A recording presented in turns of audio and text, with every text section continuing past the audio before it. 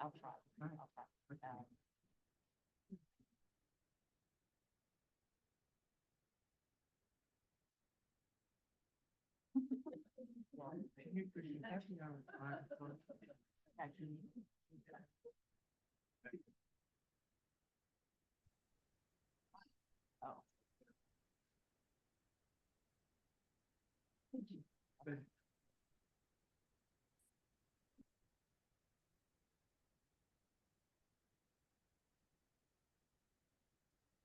I think we can start. Okay. If we can give a 1-minute pause for the rest of Mike's staff to join us. Thanks.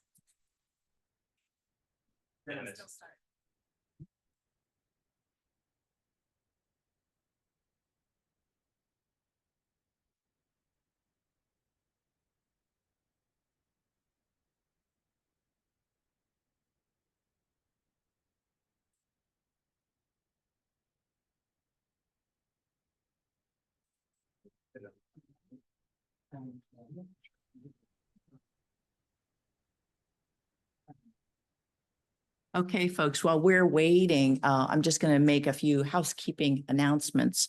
Apparently, the women's bathroom, which is conveniently located here in the back of the outer auditorium space, is actually not working. So women, ladies, anybody who identifies that way, your bathroom is going to be down the hall towards Mazur. So I apologize. I think that's really it. And I'm hoping that Mike, your lab is usually very punctual, but this is kind of unusual. I know Mike's not in charge today. We are. Okay. Good afternoon, everyone. Today is really an incredibly full day of one special event after another. And this morning's celebration reminds us that all of us began our career as a bright-eyed clinical fellow. And now we're here to celebrate somebody who also started as a clinical fellow here, but casts a really, really long shadow with quite a bit of influence, and whose fulfilling career really has touched everyone in this auditorium. Today's celebration will focus on Dr. Michael Collins' professional development, his illustrious career, and you'll notice that each of the speakers represents a significant area of his body of work and his research. Dr. Michael Collins, Mike, as most of you know him, is a true local and a native to the area. Some of you may not realize, however, he was a music major, like University, Washington, D.C. And some of us fantasize or threaten to run away and join the circus, but Mike actually did. And in 1976, he joined Circus Americana as a trumpet player for a traveling circus band. And I'm sure there's lots and lots of stories to that. After a few drinks, I'm sure he'll be happy to tell you all about it. But you know, Mike, after all these years, I have never heard you pick up the trumpet. So I hope we'll have a chance soon. A lot of drinks. But Mike really is a native to the area because all his training from undergrad through medical school, through residency training in internal medicine was through the University of Maryland system. So we're very proud of that. All throughout his training, though, he sprinkled quite a bit of research. And I think that's where the research bug really happened for you. He volunteered in Dr. Robert Eskey's lab in NIAAA, where he studied the hypothalamus pituitary adrenal axis in patients with alcohol-associated pseudo Cushing syndrome. He was also a biologist in Dr. Tamerkan's lab in NIMHD, where he studied the effects of the immune system on that axis. During medical school, he worked in Dr. Moon Shin's lab. He also worked in Dr. Robert Lash's lab at the University of Maryland Medical School, where he learned to develop large quantities and productions of recombinant TSH. But it was when he came to the NIH in 1995 when he was selected and joined the NIH Inter-Institute Endocrine Training Program as a fellow, where he worked with Drs. Steve Marks and Dr. Alan Siegel, who's here in the audience, a former director of NIDDK. This is where they first demonstrated the clinical use of a calcium mimetic in 1995. So this brings us to our very first speaker, Dr. Edward Nemeth. I hope you can join us here at the front. Dr. Ed Nemeth received his PhD in pharmacology from Yale University. He's a former chief scientific officer for NPS Pharmaceuticals and the founder of Metis Medica. He has dedicated his career to the discovery and development of drugs that activate or inhibit the calcium receptor, also known as calcimimetics or calcilytics, respectively. He's been a longtime collaborator of Michael Collins, particularly on the first clinical use of a calcimimetic and the use of calcilytics in hypoparathyroidism. Dr. Nemeth?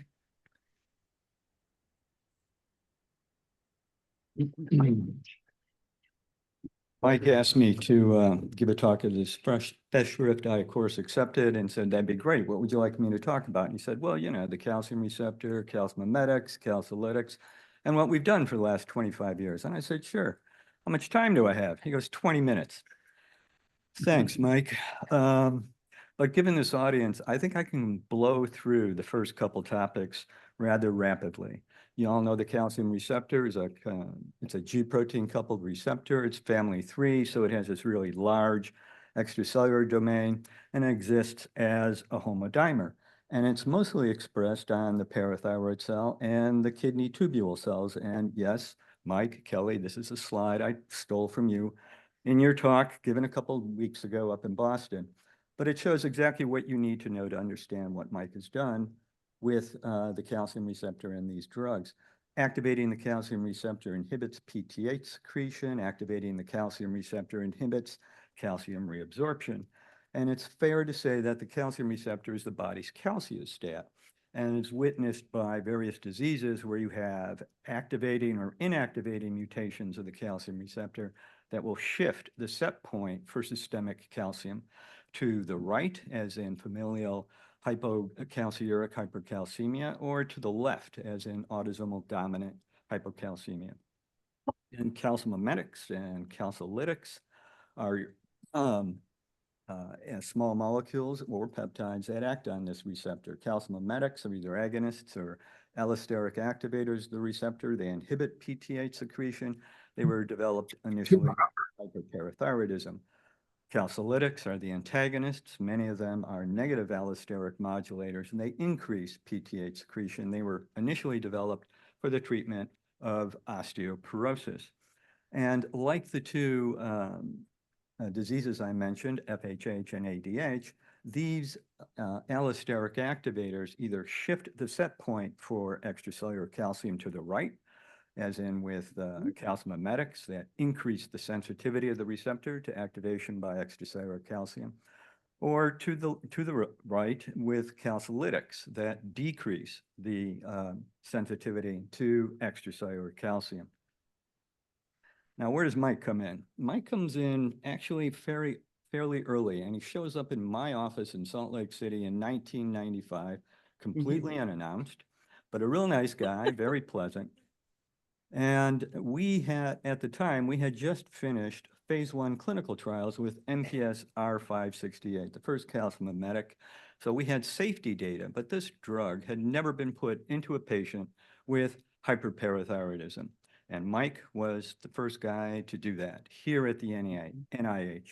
He had a patient, a 73-year-old man, who had parathyroid carcinoma. His serum calcium levels were so high when he presented at the NIH hospital, he was delirious, couldn't remember his name. And conventional therapy completely failed to overcome this person's hypercalcemia. You can see pamidronate, calcitonin plus hydration all failed to lower his calcium. But treatment with the calcium mimetic, rather high concentrations, did bring down calcium and maintained it. And this patient eventually left the NIH hospital and went back to work.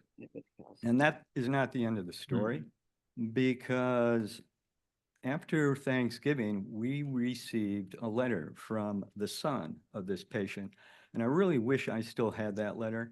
I wrote my old CEO, Hunter Jackson. I said, do you have that letter? And I'm just quoting exactly what he said here. in his email. He didn't have it either, but we both remembered what was in that letter. And it was this patient's son telling us that his sons, their grandfather, because he had such severe hypercalcemia and was always sort of delusional, had never been a good grandfather. And this was the first Thanksgiving that those grandkids finally saw and met their grandfather now that he had his calcium under control. And in the letter it was thanking us for giving them their grandfather back. And spoiler alert, someone's going to get a hearty pat on the back later. Mike was also the first to use the second generation calcimimetic, cinacalcet. That is the drug that actually got approved for the treatment of hyperparathyroidism for a rather novel use. And he had some patients with TIA, and of course, these people have hypophosphatemia. And Mike, as a good physiologist, said, well, you know, if I lowered PTH, I might be able to raise serum levels of phosphate because and that's what a calcimimetic would do, knock down PTH. And in fact, that is exactly what happened. Here are the TIO patients on standard of care. You can see they're hypophosphatemic and their phosphate reabsorption is greatly suppressed. And after treatment with the calcimimetic, both phosphate reabsorption increases, and that's sufficient to raise serum levels of phosphate. So Mike was first to use calcimimetics in completely novel ways. Now, Mike and calcilytics is another story, and that starts in 2008 after the calcilytics failed as treatments for osteoporosis. Now, it's important to know that they failed because lack of efficacy, not safety. And so Mike sent me an email and he said, you know, we should use these calcilytics for various hypoparathyroid disorders. And he went on. And I said, Mike, you're talking to the choir. I know, you're right. They have a number of actions that we could take advantage of. The problem was they were in limbo right now because they didn't work for osteoporosis, and MPS reacquired the rights to this calcilytic technology. Unfortunately, all the institutional knowledge at MPS was now gone because we had all left. And literally within 2 weeks of getting that email from Mike, I got a call from the then CEO of MPS saying, Ed, what can we do with these calcilytics? Can we do anything?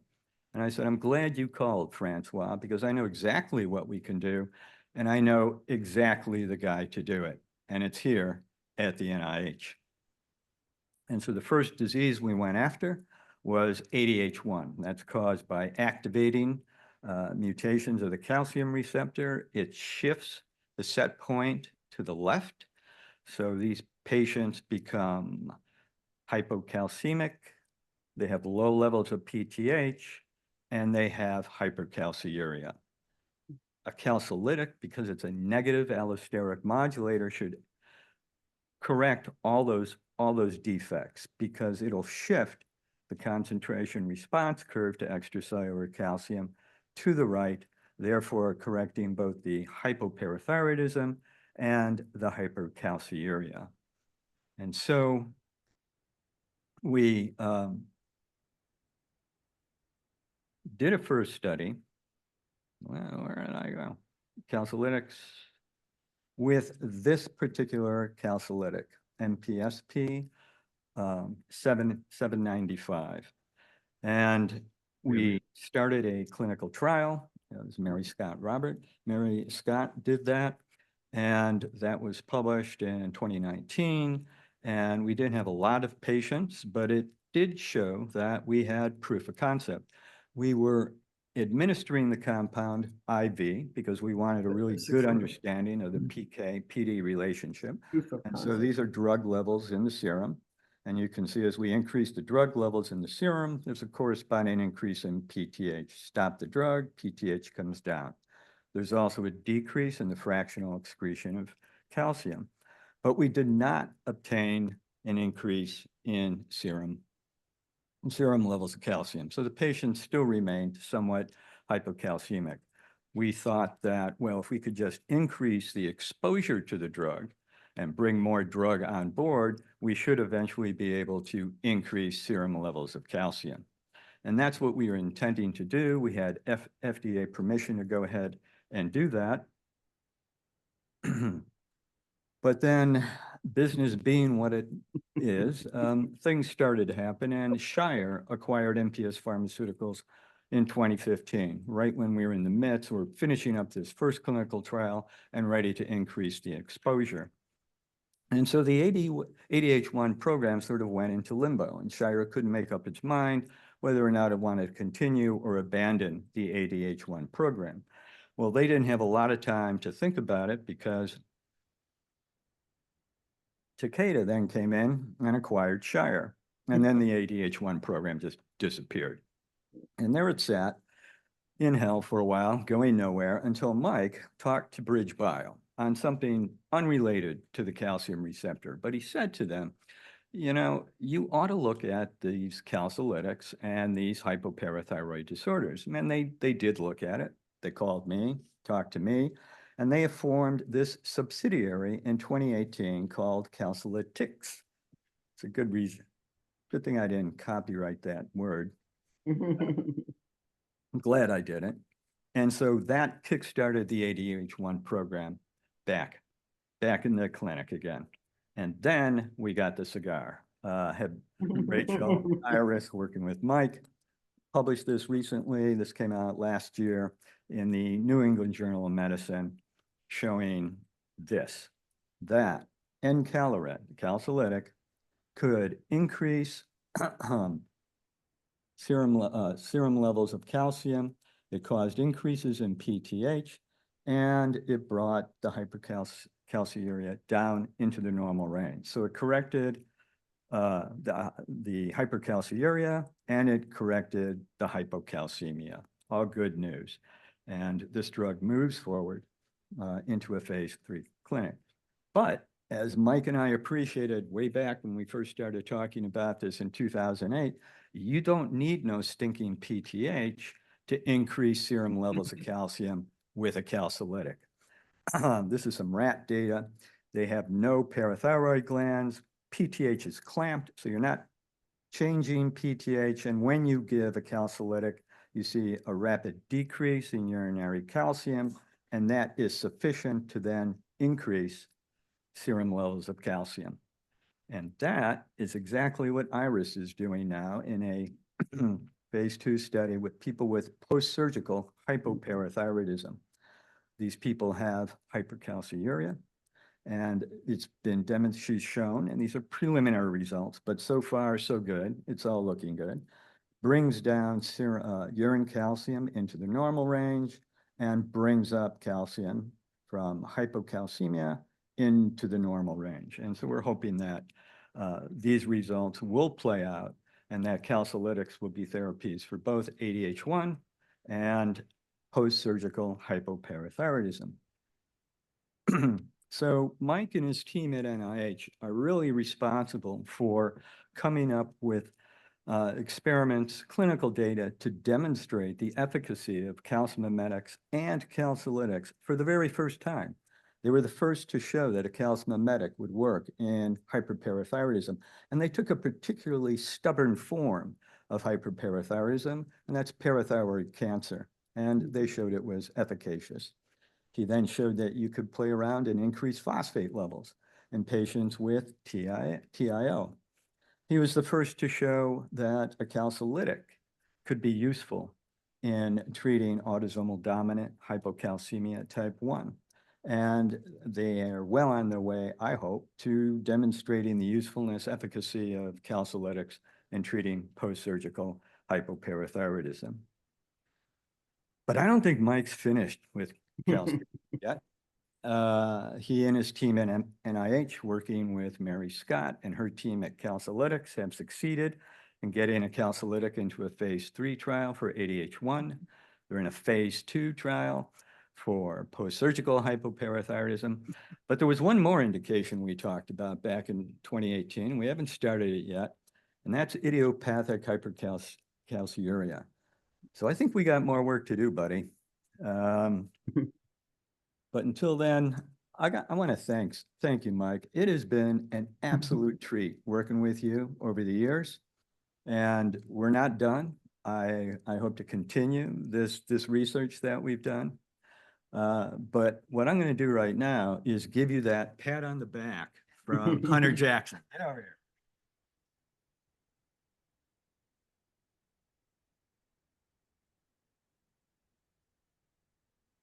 Welcome to semi-retirement. Oh, Is that it? What we're talking about has been such a part of my life, you know, for 25 years. It's a story I've been dying to tell people, so the opportunity to share it is really meaningful to me, too.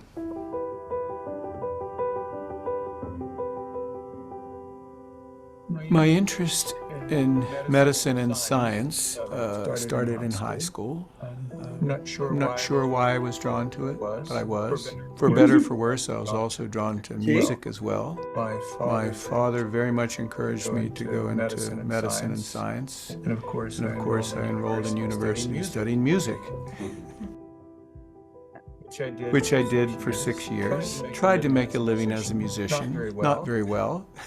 And then eventually I said, what am I doing? I went back, took pre-med courses and started medical school at 31. And I was, during medical school, very much drawn to research. In fact, I thought I was going to be really a basic science researcher. And then later in medical school, when I was exposed to clinical medicine and patients, I was completely drawn to that and then made a career combining the two, research and clinical care. I was particularly drawn to the field of endocrinology because to me the complexity of the physiology, the whole organism physiology was really fascinating, and ended up accidentally drawn to the field of calcium and parathyroid biology. I was a trainee here at the NIH. I was a first-year endocrine fellow on the wards, taking care of patients. And we had admitted that week to the ward a patient with parathyroid cancer. I'd never seen parathyroid cancer before. I was quite interested in it. The patient showed up. He was late-stage parathyroid cancer. His blood calcium was tremendously high, hypercalcemic. He was obtunded, couldn't think straight. And it really was a case where there was no treatment for him. He was destined to die from this. And I heard about that there was a little company that had a new drug, a new molecule that could potentially treat this patient. It was an agonist of the calcium sensor receptor, a so-called calcimimetic, with pharmaceutical companies, NPS pharmaceutical companies in Salt Lake City, Utah. Mike came to my office in 1995. This was pre-internet. I called long-distance information, ended up eventually talking to Ed Nemeth. The drug was still in clinical development at that time, but it had passed a phase 1 study, so it had safety. Ed had basically discovered the calcium sensing receptor. We did not know if it had any efficacy yet, so he was able to study the drug on a compassionate use basis. This was the first clinical use of this drug. It was here at the NIH Clinical Center. This patient was essentially unconscious, and after 1 day of treatment with this drug, he woke up and walked out of the NIH hospital 3 days later and went back to work.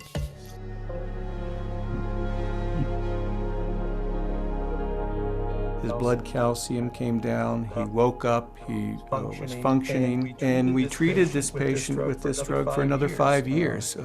He went back to work, he was functioning well. He did quite well. It literally saved his life, and I was hooked. And it's really a tremendous win-win-win situation. And the biggest winner, I think, is the patient. And it's really nice to be able to do this. good in your braces. On my hand.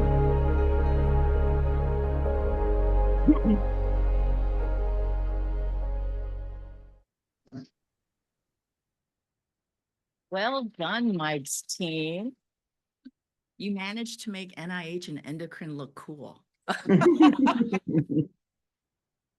like it. I really do. Thank you very much. That was great. So let's continue.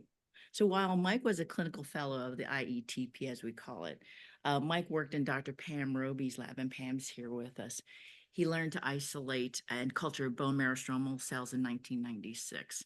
He co-wrote 3 clinical trials in FDMAS with Pam Roby, Paolo Bianco, and Shlomo. And this is really how we came up with the idea that it's time to celebrate.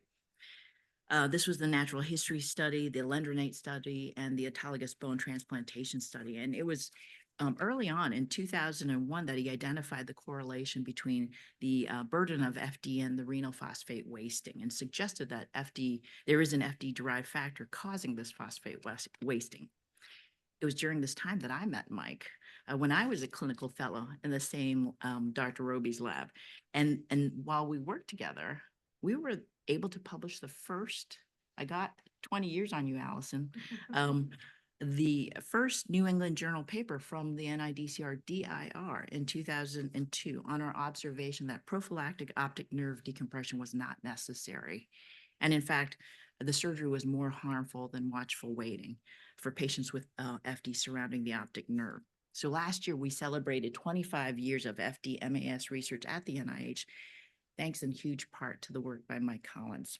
Mike's patient advocacy, as we know, is legendary. And I'm going to ask Allison Boyce at this point to come up and walk us through apparently a video from the patient advocacy group. Dr. Allison Boyce. Oh, got it. I'm mixing things up. But just we'll continue. So our next speaker is Dr. Lee Weinstein, and this represents the early years of research. Dr. Weinstein is the chief of metabolic disease of the metabolic diseases branch at NIDDK. He graduated from the Inter-Institute Endocrine Training Program alongside Dr. Andy Shanker and Alan Spiegel, discovered that the gain of function mutations in the GS alpha transcript of GNAS was actually the cause of McCune-Albright syndrome. How you guys all managed to be here all at the same time is really, I think, more than coincidence. But his research focuses on the genetic regulation, the biochemistry, and the physiological roles of the GS protein. Dr. Weinstein has been a longtime collaborator, mentor, and a true advocate for Mike Collins since Mike joined the NIH. Dr. Weinstein.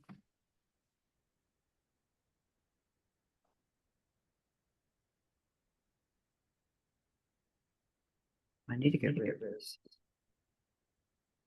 Hey.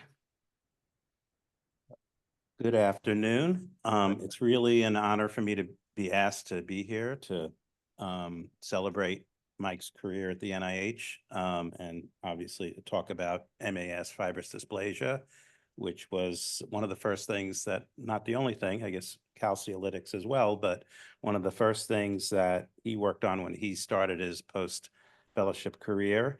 I guess at one point I was one of his mentors, but I think these days he might be more of a mentor to me, or we're both mentors to each other. So congratulations, Mike, and I'll go into what I was asked to speak about. So McCune-Albright syndrome. This was a interesting syndrome first described by McCune and Fuller-Albright. Which was initially described as having this triad of these specific focal bone lesions called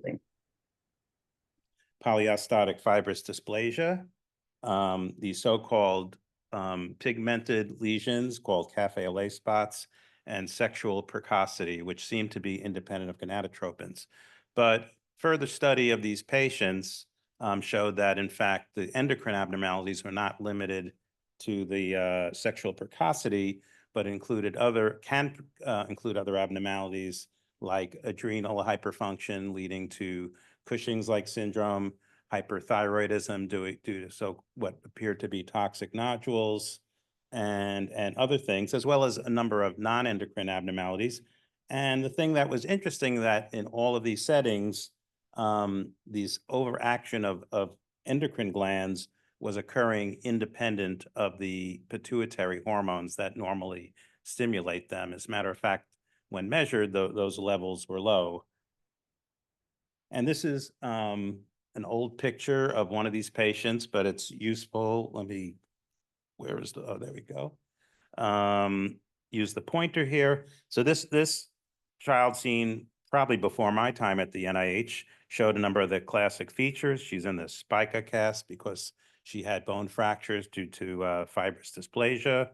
She has some early breast development, and she has this very specific pattern of hyperpigmentation. You could see here it follows a very specific pattern, and that it goes kind of just to the midline and stays on one side in this particular case. Of course, the distribution varies from patient to patient. And when one looks at the bones in these patients, they have these sort of lesions that start in the bone marrow. They look ground glass on X-ray, and they kind of expand outward from the bone marrow space and kind of begin to thin the cortex. And when you look at it under the microscope, they have this kind of fibrotic pattern with these kind of disconnected and irregular trabeculae. And the first clue as to what's going on with this disease, I should point out that this disease, I think, has never been shown to be passed from generation to generation. So as we know, it's a genetic component, but it's not an inherited component. And when this British geneticist Hopley looked at the pattern of those skin lesions, he made the hypothesis that these patients are actually mosaics of normal cells as well as mutated cells that occur somewhere in early development. This is a slide provided by Mike and his group. So you get these early mutations, and then all the daughter cells are inherently abnormal. And then in each particular patient, each one is going to be their own disease, because the pattern of these abnormal cells is really to determine the extent of the disease and how much is involved. And I should say, obviously, in many cases, it's very early because you could see abnormalities in all three of the developmental dermatic layers. But important to note that fibrous dysplasia actually most often occurs without the other abnormalities, and that you can see any of these features either by themselves or in any combination, and it really depends on presumably when how late in development these mutations occurred, and and that would determine. So obviously, the earlier that occurs, the more affected the patient is going to be. Whereas you can go to a single organ where, let's say, you get a pituitary cell that develops the mutation, and you're going to get a pituitary tumor, but you won't see any of the other manifestations. So the question then became, what is the actual mutation involved? And this really is a really nice example of multiple NIH institutes really being involved. Because when I was a fellow doing the child health ward in 1988, the various child health investigators were studying McCune-Albright syndrome, and we used to talk about it at the blackboard. And the presumption was that the pituitary or something is producing some kind of factor that is turning on all these endocrine organs and having all of these effects. And okay, and then when I went back to the laboratory, a paper came out by Henry Bourne's group showing that if you look at pituitary tumors secreting growth hormones, so-called somatotrophic tumors, that many of them, the majority of them, were normal and didn't really have any known mutations, but there was this group with very high basal cyclic AMP activity or adenylyl cyclase activity, and they all had mutations at this specific residue, or actually mostly at arginine 201C, but occasionally at a different residue, Q227R, of the GS protein. And so what is GS? This is a very ubiquitously expressed signal transducer that is downstream of multiple receptors.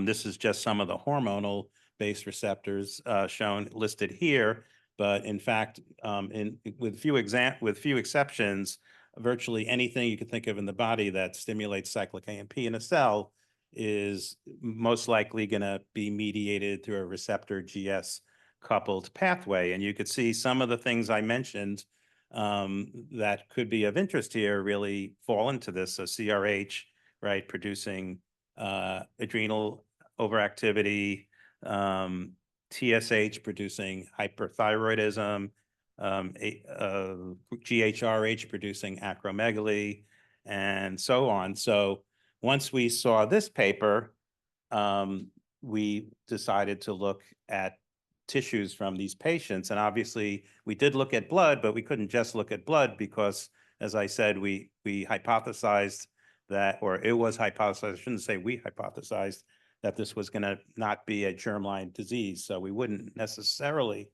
see it in the blood.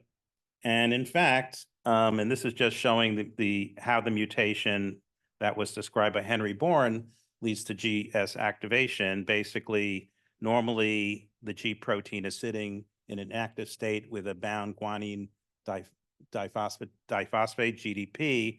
And when it gets activated by receptor, the GDP comes off and GTP gets put onto the G protein, and that leads to activation. So the normal turnoff mechanism is the so-called GTPase activity, which hydrolyzes GTP sitting in the G protein pocket back to GDP, and it activates it. And what this mutation does is block this activity of this intrinsic GTPase activity. So the G protein is kept in the on position and is what we call constitutively activated, and is, I won't say totally independent receptor, but clearly much, much less dependent on receptor activation.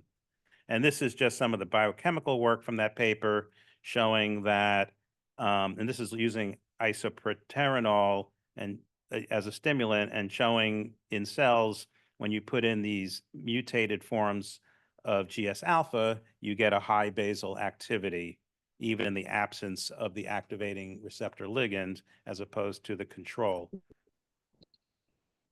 And this was just one figure from our paper in New England Journal. So this was work I did while I was still a senior fellow with Alan Spiegel, who's with us, and so this was work from his group along with myself and Andy Schenker, who couldn't make it today.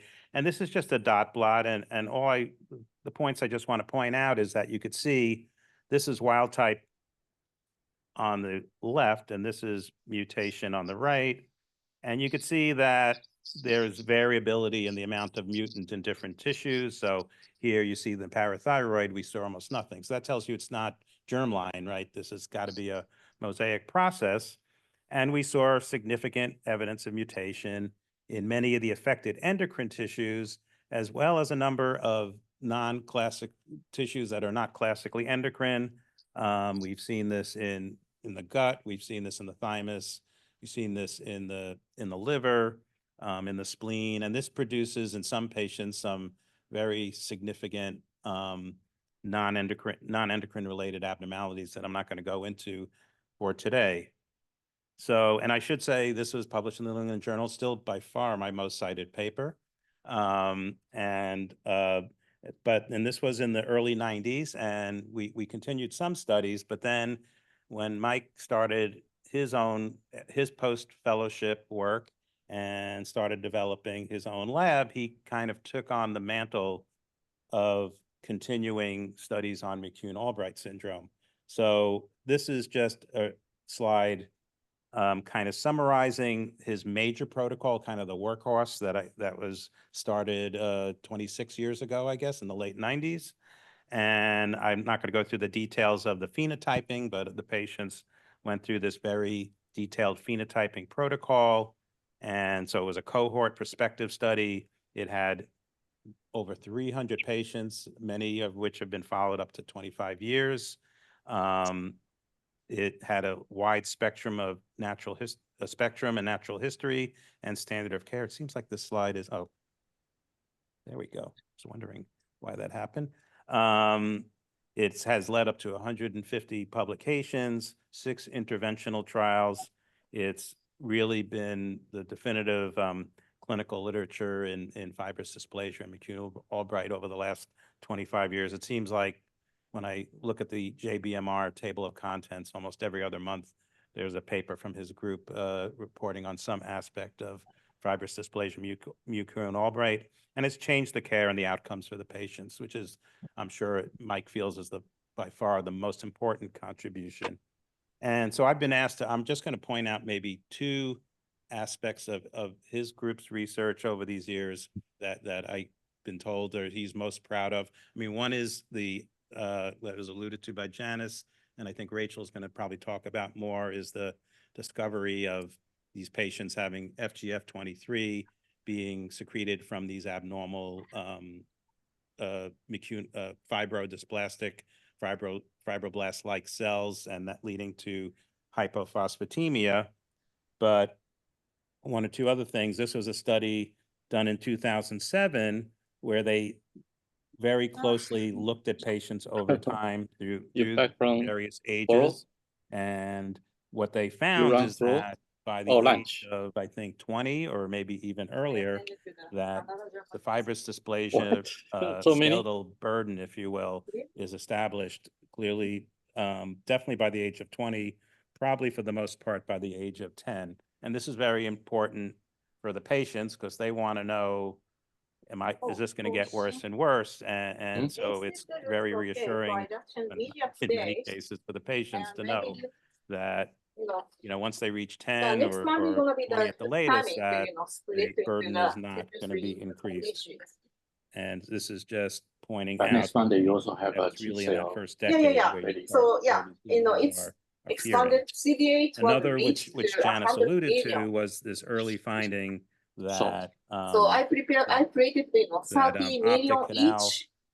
compression, which leads to visual problems due to fibrous dysplasia of the bone surrounding And try to reduce the effect of interferon. surrounding the optic canal, used to be managed T-cell surgically, is on but this industry of group every role. has shown that decompression is not indicated, and in fact, Treat can it, make it untreat worse. it, treat it, That untreat it. watchful waiting is But this superior to T-cell will be surgery. too separated. That excess growth hormone treatment So, prevents okay. And morbidity, for these cells, and I he's did established standards no. for Next one, quantifying because we have a early 3 ratio. optic This is nerve all. changes, and these are all in various studies. Oh, see, I have the. This is just a I have it slide here. reiterating the point that So if I will one starts calculate treating how the growth many hormone excess cell, at a very early and- age. So or you here, can calculate patients it. who is So treated by the chemistry age of too. 9, and this is with medical Three therapy with This T either cell only how much octreotide you or put in there. pegvisomab. I hope I'm saying that right.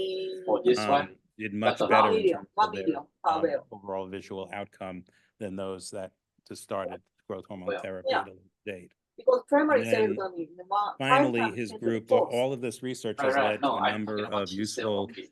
clinical I said, algorithms that You're the physicians highest can one. use Yeah, to try of to course. figure out how to work Otherwise up we cannot see and the manage these T-cell patients. effect I'm by obviously itself. not going to go through these in detail, but these have been very important for the pediatric and adult endocrine community to know how to manage these patients. And at that point, I'm going to give it over to Allison, and thank you very much. Congratulations, Mike.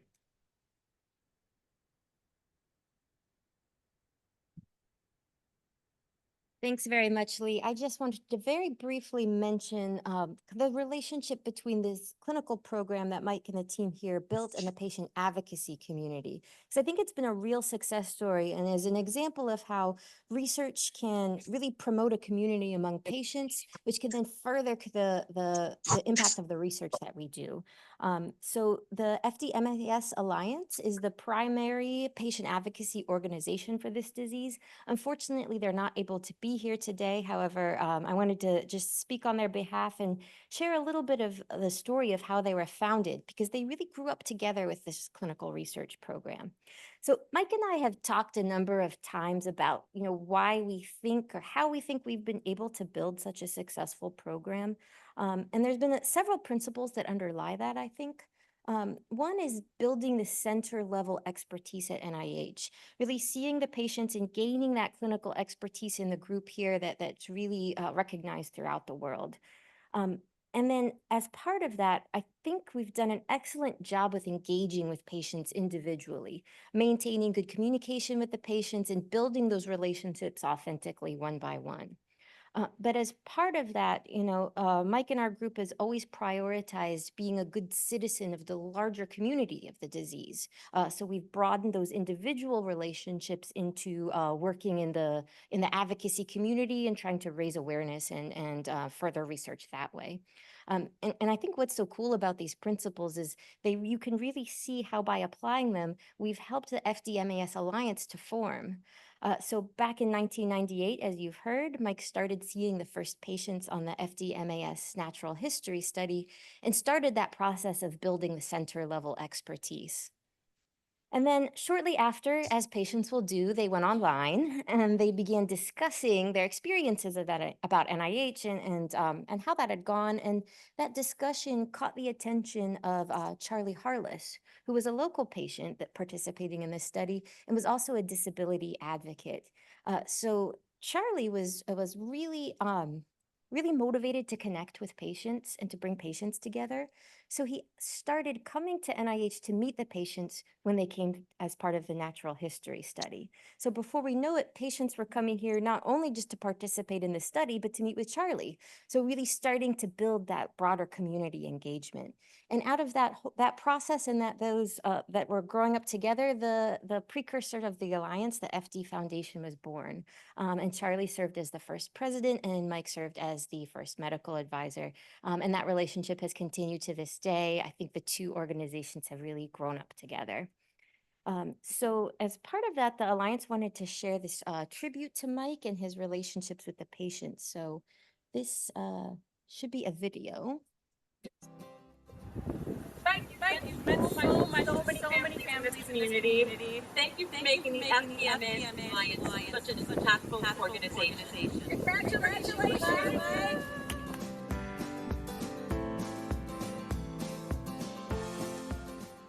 Congratulations on a remarkable career and your impact on so many patients, families, and their physicians and surgeons.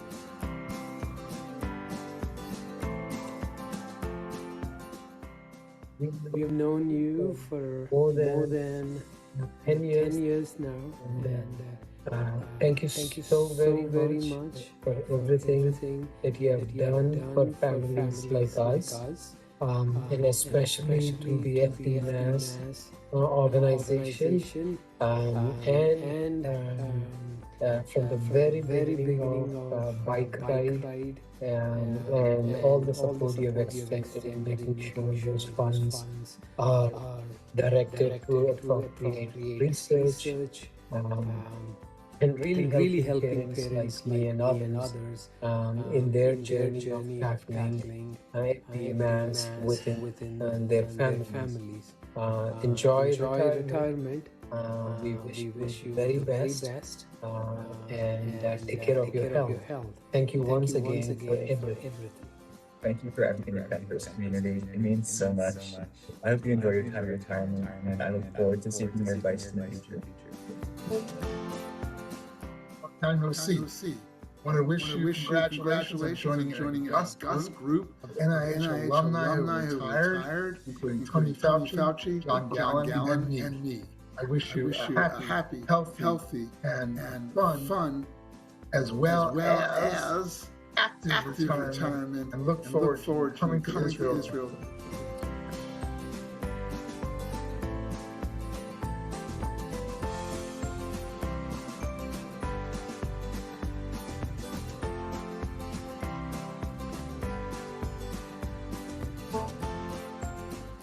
Hi, Mike. Patient number 11 here. Congratulations. Can't believe you finally get to retire. You've been amazing. It seems like yesterday you were saying, I finally got my tenure. Can you believe it? What you have done for people with material right, the NIH, and the Alliance is just amazing.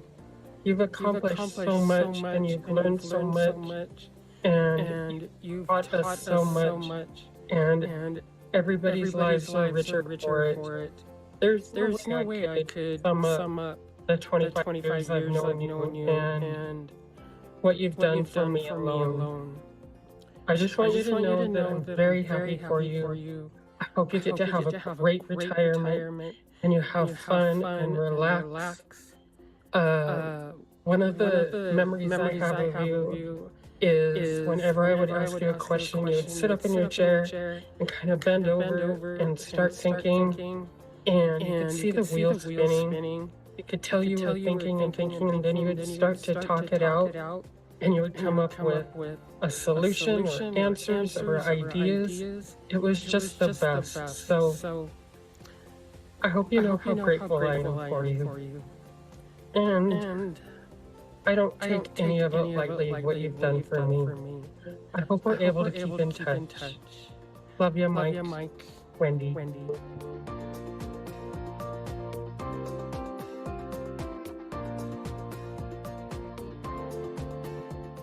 Congratulations on your retirement, Dr. Collins. It is well deserved. We wanted to express how thankful we are to have known you for the past 25 years. You truly delivered exceptional patient care, and we always felt like you put your patients first. Thoughtful comes to mind whenever I think of you. When we had a difficult decision to make about Sarah's care, I knew you were putting yourself in our place as parents and giving us your best advice with all the knowledge you have accumulated over the years. You made NIH feel like a home because we knew we'd be in such good hands and care. Your legacy continues on through your successors and decisions that you've helped your patients make. We cannot thank you enough for the work, care, and time that you've dedicated to us and all your patients and families with acute Albright syndrome. Your patience to help me understand and digest the information of my care is a huge reason why advocating for MAS is a passion of mine. We wish you the best in this next chapter of your life.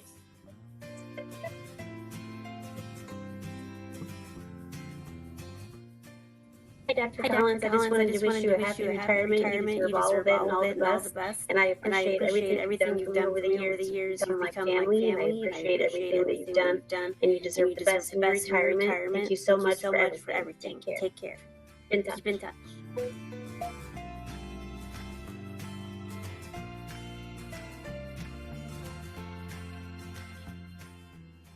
Hey Mike, it's Max Coleman's parents, Rod and Jen. We just wanted to thank you yet again.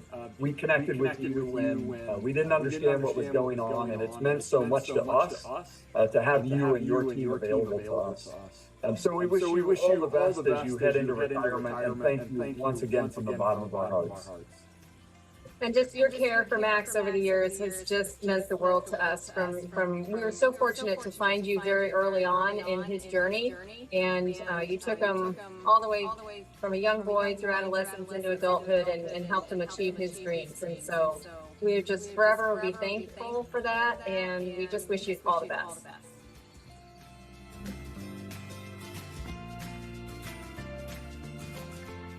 Dr. Collins, thank you so much for the years of love and care. It's been amazing. And thank you for putting up with me. Thank you, Dr. Collins. Congratulations.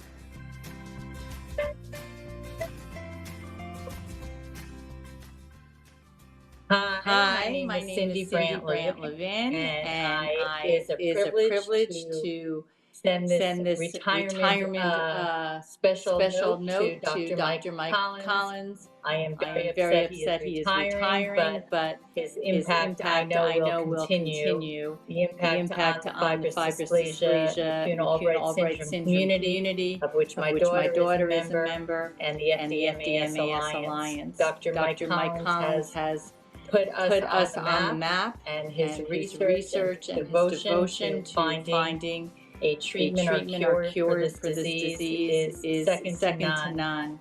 And my favorite thing about him is that he's always there for me and the community and all of the patients and caregivers that need him for advice and for his expertise. I wish you well, Mike, and I hope that you just continue during your retirement to stay with us and get us to the finish line of finding a treatment or cure for FDMAS. Mwah. Mwah.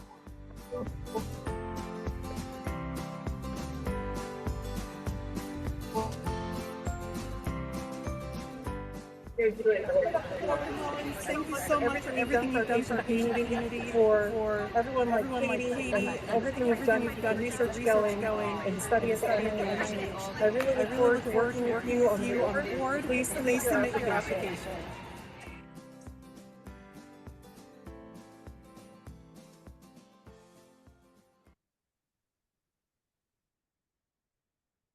Oh, that was fantastic. That was good. You know, I had earlier mentioned the idea that this was all random and this was just a coincidence.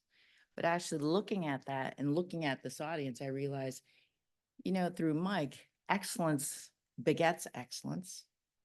Excellence seeks excellence. There's also a lot of perseverance and persistence that really happened here. So that video was fantastic and really showed a lot of that. But I think this next speaker will also emulate some of this.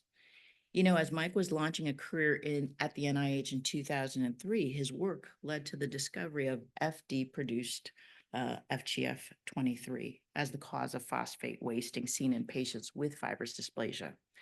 And it was also identified, though, that normal bone is a physiological source of FGF23. So our next speaker, Dr. Rachel Gaffney, will describe the role of this unique protein. But I also want to mention that Dr. Rachel Gaffney is a pediatric endocrinologist and senior research physician at the NIDCR. She has established herself as an international expert in rare pediatric and adult bone diseases, speaking regularly around the country and around the world and serving on various boards. She first met Mike in 1996 when they were endocrine fellows at the NIH. And after about 6 years at the NICHD, she left NIH for a faculty position at the University of Maryland. And then in 2007, she happened to be walking through the halls of the clinical center and she ran into Mike and expressed her desire to return to the NIH to study rare bone diseases. And while it sounds serendipitous, because at the time he was looking for somebody to fill a 2-year postdoc position, he offered her the spot immediately. But while it may seem serendipitous, in fact, I think this is another example of Mike and in his excellence seeking out another person who's just as excellent. And so a few months later, she joined the NIDCR and has been an integral part of Mike's team ever since. So Rachel Gaffney.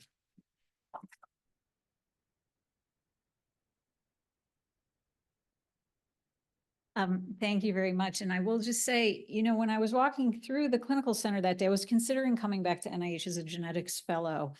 And I really I was like PGY 16 at that point, and I didn't really want to be a fellow again.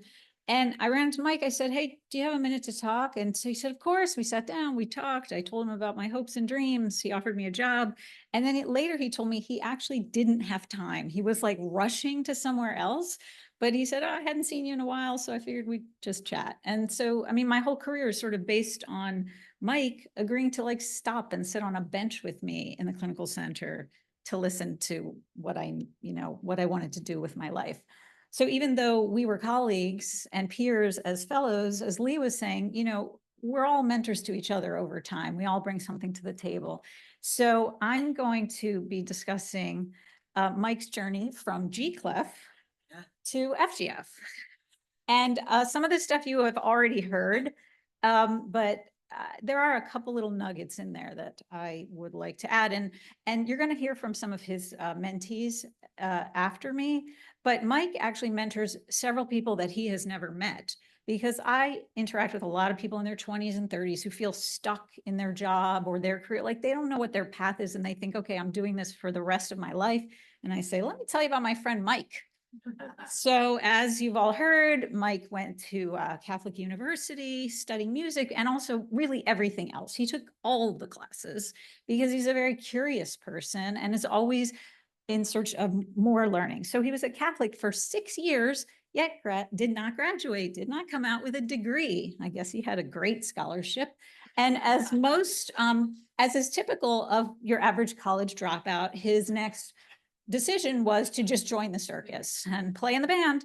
And so I'm sure that was very meaningful for him. And I won't tell you why he got kicked out of the circus, if it's people do get kicked out. But he thought he needed a more stable position. So he got a job working in the produce department at the Safeway. And this now makes sense to everybody who's ever talked to Mike about fruit, because he loves fruit. He's always got a bowl of fruit in his office, and he will just talk to you about fruit because he likes fruit almost as much as that kid likes corn that was on the internet. So he thought, well, this is a future. I'm going to ask to be in the management program, apply to that.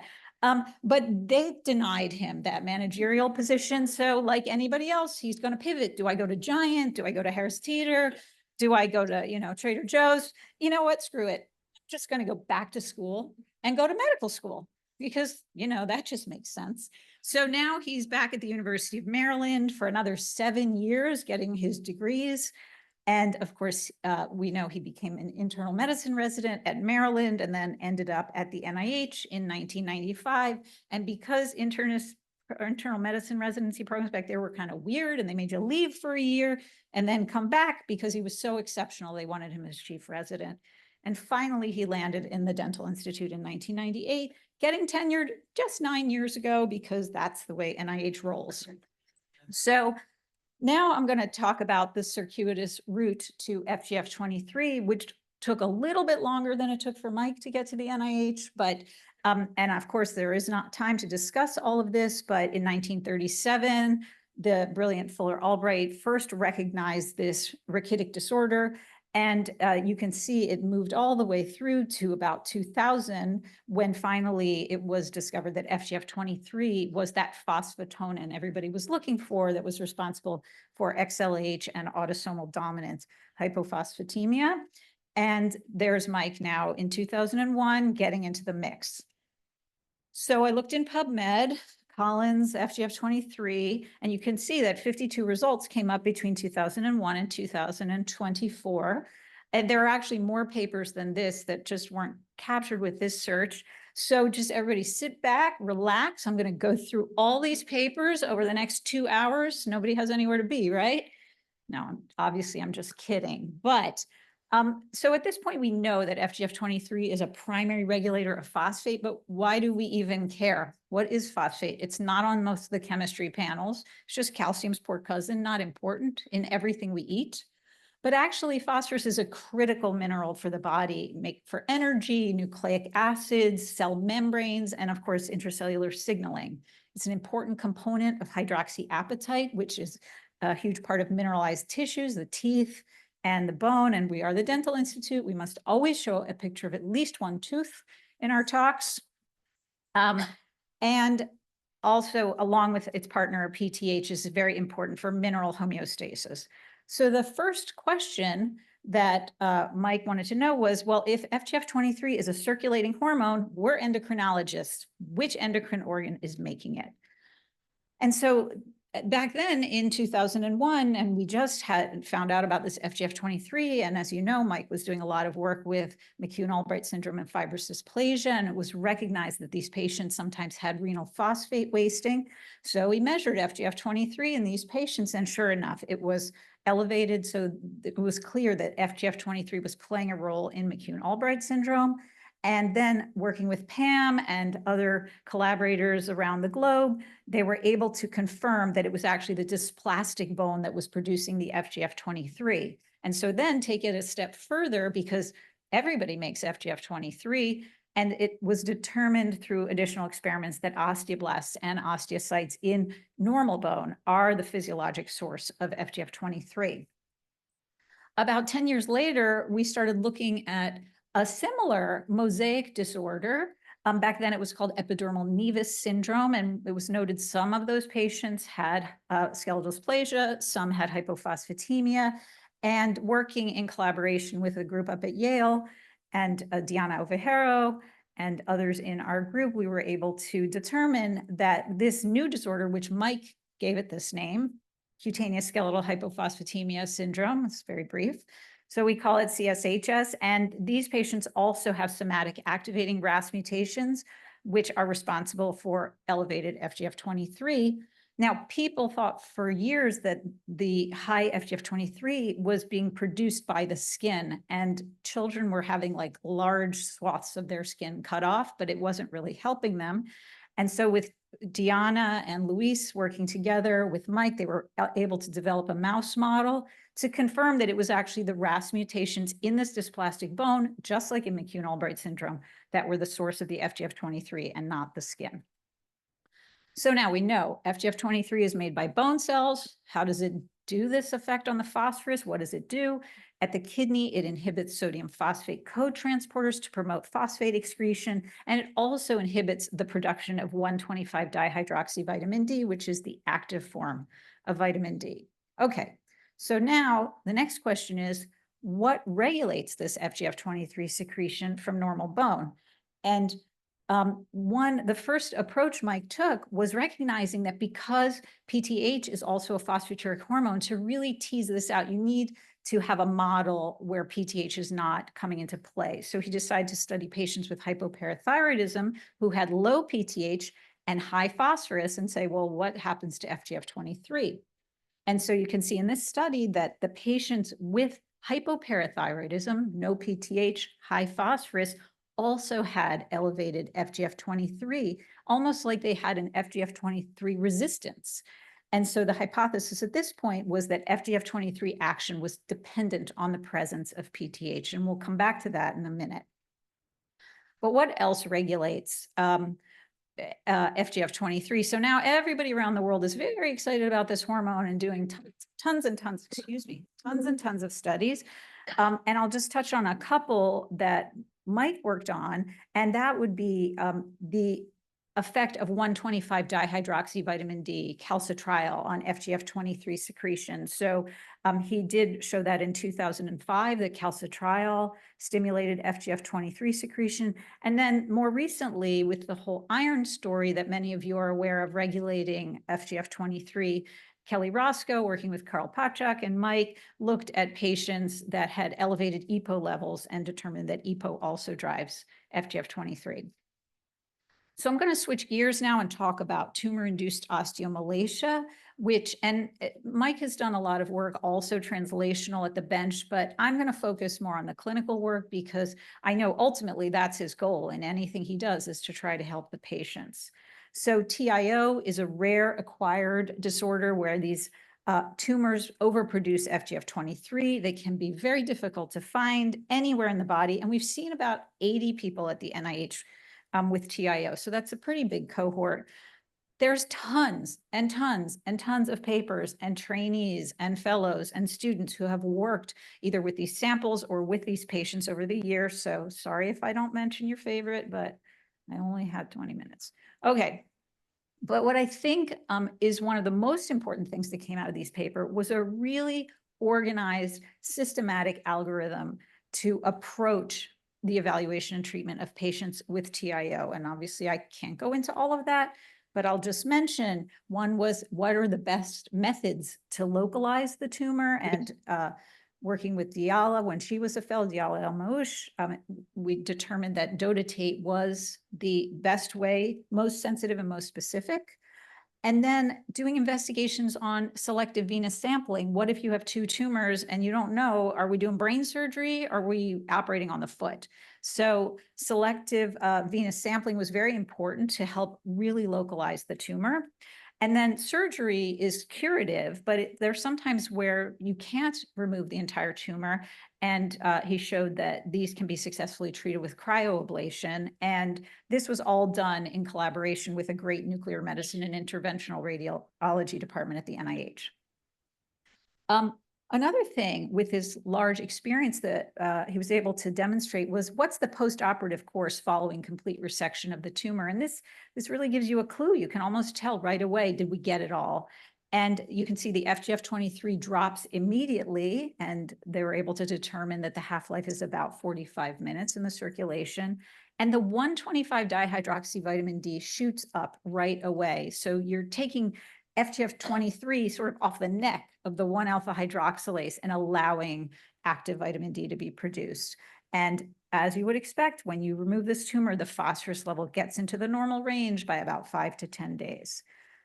But when definitive therapy isn't feasible, we need to think about medical therapies. So conventional has always been phosphate and calcitriol. The burosumab antibody that came along much later, it was only approved in 2020, but it also doesn't address the tumor or the underlying problem. So before we were even thinking about burosumab, and this was already mentioned that Mike used a calcimimetic to try to suppress PTH. And again, when these TIO patients were treated, PTH came down, phosphorus came up, and osteomalacia healed. So this confirmed that the FGF23 action does appear to require the presence of PTH.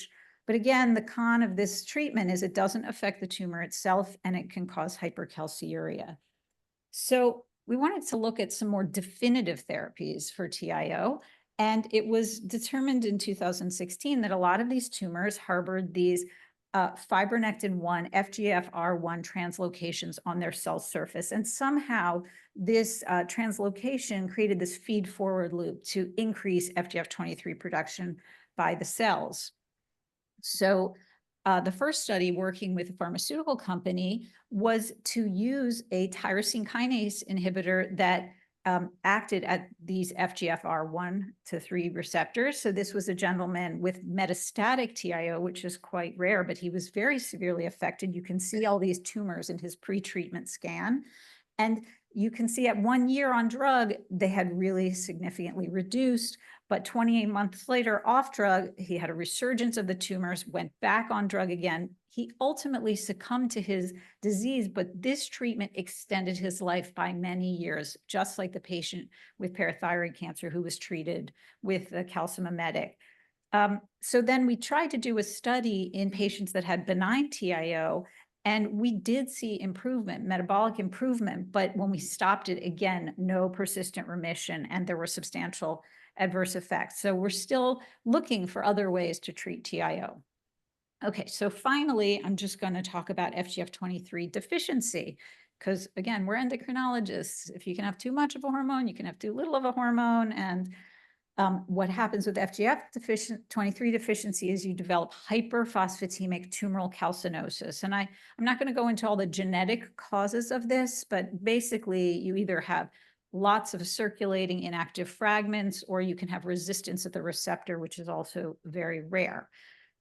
These patients can develop calcifications, often over joints. And again, there is a very penetrant dental phenotype. The patients have high phosphorus, high normal calcium, and an increased calcium phosphate product. So to date at the NIH, we've seen 21 patients. Most of them have the genetic abnormality in the GallanT3, which is important for preventing cleavage of FGF23 prior to secretion. We're also identified and reported the first and only patient to date with an FGF23 autoantibody causing tumoral calcinosis. And you can see that, again, the highest prevalence of disease that's seen in these patients is the dental calcification. But we also identified patients, a lot of patients had significant inflammation as well as vascular calcification. So we're currently working with the group in nuclear medicine to use sodium fluoride PET-CT to assess the burden of disease in these patients, particularly in the vasculature.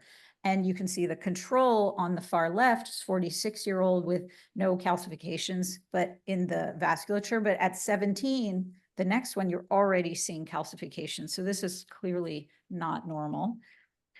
So we really need more treatment opportunities for these patients. I've listed here several things that people try to do: lowering phosphate absorption, increasing phosphate excretion, using anti-inflammatories with the patients that have very high CRPs.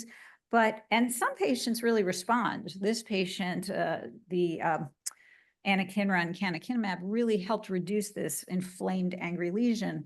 But then this patient, where we just threw the book at him, every med you can possibly think of on this list, and really couldn't help him get better. So better treatments are needed. Kelly Roscoe is going to be taking over this important work with Mike's retirement. But it really just shows you how important getting things to the patient are. It's not just about the research and publishing the patients, it's really about helping them. And this last slide, I just want to tell a little story. I was with my husband in the Hudson Valley visiting Hyde Park, which was one of the estates of Franklin Delano Roosevelt and Eleanor Roosevelt.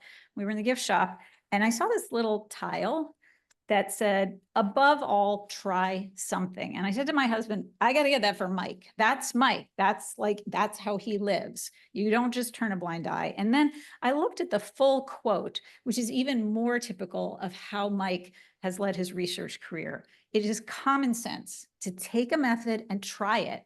If it fails, admit it frankly and try another. But above all, try something. And I think you heard the testimonials from the patients, from the other speakers, to really know this is like the core of his being. So we, our group, and your patients, we will miss you a lot. We know you'll still be involved in the research, just not getting paid, which is, hey, bonus. So I just really, Mike, it's been a great journey. I'm so glad you sat down and offered me that job that day in 2007. And thank you very much.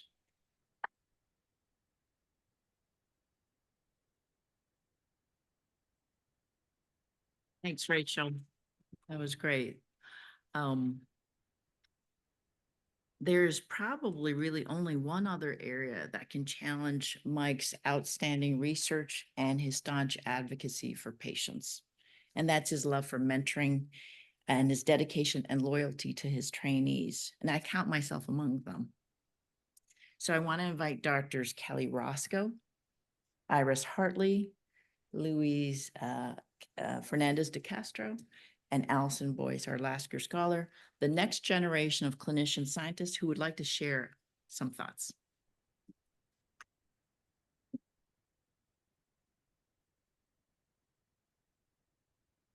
Great. Well, thank you, Janice. And as she's pointed out, mentoring is a really core strength for Mike. He had, and is part of the legacy that he's built. So he's had about 40 formal mentees come through his lab. However, he's mentored countless others as part of his involvement in the Endocrine Fellowship Program, the Medical Research Scholars Program, and just as part of general relationship building. His mentees have really built a legacy of success. They have gone into a number of different roles, including clinicians, academics, industry professionals who are shaping the field. He has had 2 mentees successfully compete for Lasker Scholars, 1 successfully compete for a Statman Scholar, and 1 preeminent clinical director who has been so kind to MC for us today. We could really spend 2 hours talking about this, but together as a group, we decided we would each take 1 word that we felt like described an aspect of Mike's mentoring and share a bit of how it meant to us. So I will go ahead and start us off, and my word was encourage. And to me, this is really Mike's ability to encourage independent thinking and growth into an independent scientist. So when I first started working with him as a clinical fellow, I was just really eager to please. I wanted to be the best fellow Mike had ever had. And when you're in medical training, it really is very hierarchical, and it trains you to just become what your mentor wants. So after working with him for a few months, that's kind of the track I'd been on. And he made a comment one day where he said, the trainees I enjoy working with the best are the ones that really challenge me and don't just go along with what I say. And I thought, oh no, I'm doing the opposite. I'm not doing a good job. I have to challenge him. But really looking back at the time, it was probably the best thing I could have heard, because it was exactly what I needed to work on. So I indeed began really sort of searching what I thought, areas where I didn't always agree with him, and kind of gently challenging him. And it was a really important part of my growth. And as part of that, that kind of elevated into encouraging the development of kind of my own research program. So giving me that escalating autonomy that I needed to come up with my own ideas and to pursue them. And I think that probably everyone up here can say the same. I think it's one of the ways that we've all been able to grow into independent scholars in our field. So that said, I will now turn it over to Iris. Thank you. So Mike is nothing if not an extremely engaged mentor. He makes the effort to meet with his trainees and mentees weekly, one-on-one. And these meetings have been really incredibly valuable to me and to many others. They allow him to provide immediate and early feedback on projects, allows us to bring up any problems that come up and troubleshoot solutions. But I think most importantly, they allow for frequent and routine discussions of both our career and personal goals. And these important discussions can be really hard to have. They're really personal, and you may not know what the answer is after the first discussion or the last. But if you aren't meeting with someone on a regular basis, they just don't happen in a way that's really helpful. So I really appreciate that. In addition to this, despite a busy schedule, he really prioritizes his mentees' time and makes himself available whenever they need him, whether to discuss a personal crisis, get advice on a patient, discuss a really exciting idea that you've had, or review a presentation or abstract one last time, and it's usually at the last possible minute. So besides being generous with his time, Mike is incredibly generous with his resources as well. He leverages his own professional networks to create opportunities for his mentees, and he does this all the time. He's constantly talking up his mentees, making introductions, and pointing out to his contacts all of your successes and strengths, even ones that you aren't quite sure that you actually have, or you didn't really know that you did. He's been really a positive influence on my life and career and to countless others. So thank you, Mike. And I will hand it over to Kelly Roscoe. Sorry.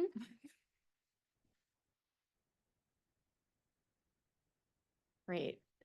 All right. So support. Mike's mentoring style really embodies the word support. From the very first conversation that Mike has with one of his mentees, he asks, what are your goals?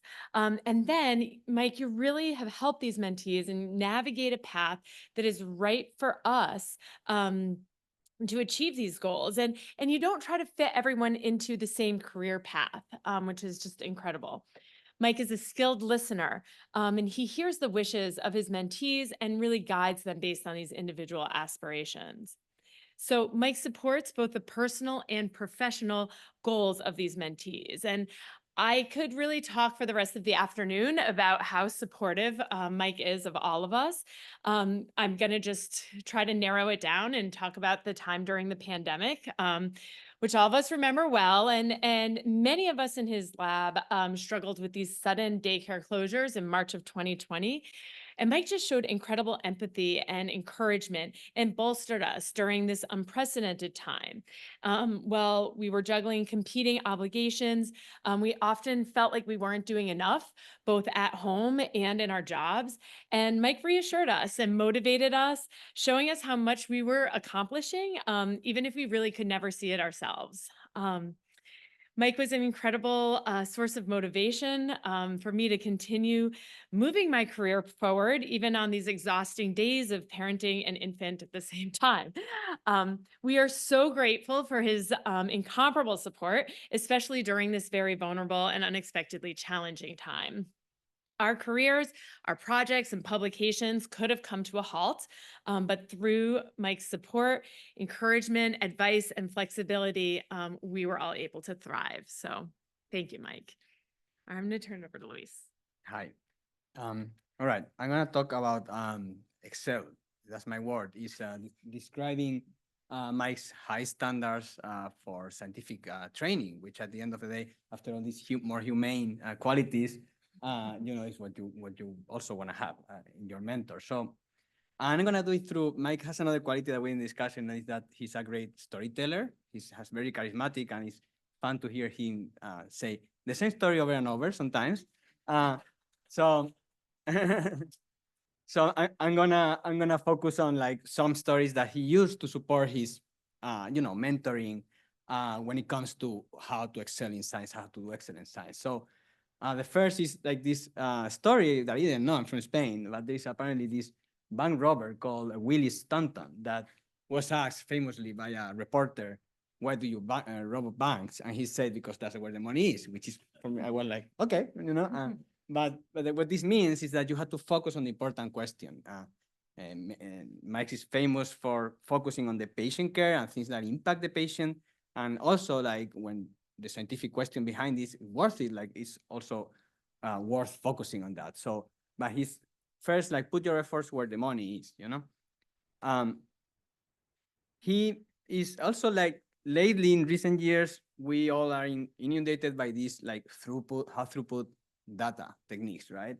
And it can be like, it can sometimes, like, mislead the science. So he's very skeptical about it. And he basically uses this analogy of the street light effect, right? Which means this is depicted in this cartoon, but you know, you lose your keys in the street, it's dark, you don't know where they are, so you don't see anything, you go under like a street light and start searching there, knowing that your key is not there, but it's the only place you can look at, you can see, right? So he uses that analogy to depict how, you know, sometimes you have to crash your brain and try to find the solution in a place that is doesn't have a lot of information, and not go straight to the technique or wherever that is going to give you a lot of information, but it won't inform your question, which is at the end of the day the important thing, right? So be skeptical of this technique-driven research. Of course, what's your hypothesis? Which are your controls? That will happen every time we discuss science. Sometimes making hypothesis is tricky because you have an abstract idea of what you want to look at, and he kind of forces you to shape it into a question, even if it's sometimes like a forceful way to do it.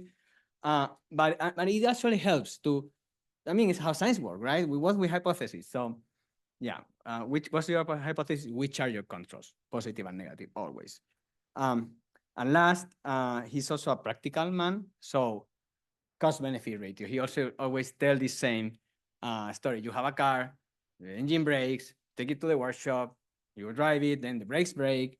At what point you just dump the car and buy a new one, right? So when you're working on a project, you know, sometimes it's worth taking the car like forever to the workshop, right? Like with the catalytics, like 25 years pursuing the same thing, you know?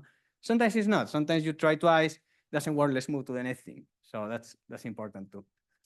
I was told to say, please use this QR code to send your story with Mike for a book that we're preparing. This was supposed to be a surprise, not anymore. We're preparing a book with all Mike's colleagues, mentees, etc., where they can like upload pictures and stories with Mike, and we will put it together, print it beautifully, and give it to you, Mike.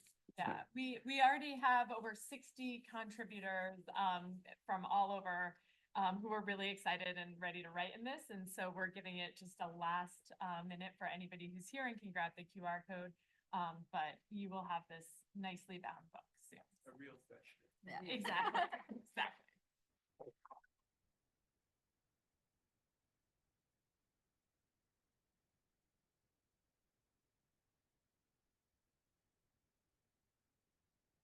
You know, I know these mentees just said that Mike lets them go and expand into other things and not force them to fit into something. But I have to say, I always had this nagging feeling that you wanted to make me an endocrinologist.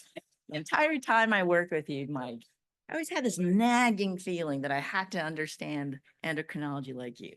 But this is about you. But I did want to share some of the final words. I'd like to share some words on behalf of our director, Dr. Rena D'Souza. And this is paraphrased from her concluding remarks on September 11, 2023, when NIDCR celebrated 25 years of research in FDMAS, but also 75 years of research for the NIDCR. Mike, your work at NIH and at NIDCR over several years showcases the promise of science and how its advance can benefit the lives of patients. Your journey is an example of foundational research and its translation into cures and therapies. With true grit and determination, you have moved us from a place of uncertainty to one of hope, from unlimited treatment options to a future where personalized therapies are now within reach. FDMAS is no longer an insurmountable challenge, but a field ripe with possibilities. You also leave behind a great legacy. Every encounter with And she specifically said, Allison Boyce, Rachel Gaffney, Kelly Roscoe, reminds her of the gift that you leave behind. That is a gift that keeps giving. As these amazing women and mothers will continue to advance NIDCR's mission to translate its science to improve the lives of our patients. So our hearts are filled with gratitude as we wish you the best that life has to offer in your next adventure, one in which we look forward to always staying connected. And now, Mike, I want you to come up here because I'd like to have the closing words. I'd like you to stand there so everybody can see you. Yeah. Yeah. Where is? So this is your photo op, folks. What is success? To laugh often and much, to win the respect of intelligent people and the affection of children, to earn the appreciation of honest critics and endure the betrayal of false friends, to appreciate the beauty, to find the best in others, to leave the world a bit better, whether by a healthy child, a garden patch, or a redeemed social condition. To know even one life has breathed easier because of you and because of what you've done. This is to have succeeded. I believe the poet Ralph Waldo Emerson was describing our dear friend and colleague, Mike Collins.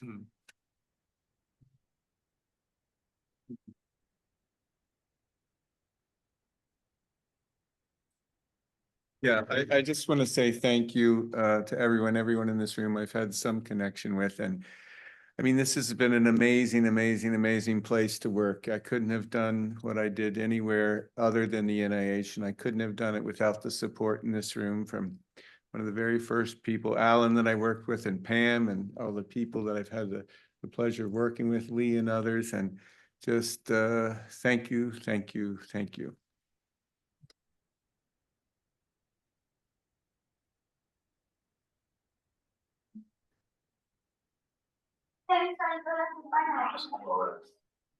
that concludes our celebration for Mike Collins.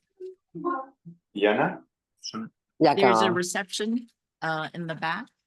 And if I could have the mentees and folks who want to take Saludos al photos, final. please come Se me ha to the front. cortado Thanks. porque Luis estaba haciendo era divertido porque decía, voy a utilizar alguna de las historias que repite de manera constante para tal. Esas dos historias me las he cortado. ¿Cómo se pone? Es que intento, estoy intentando poner lo de los distractores. Sí, hago lío. Cuando salía el color no solía estar como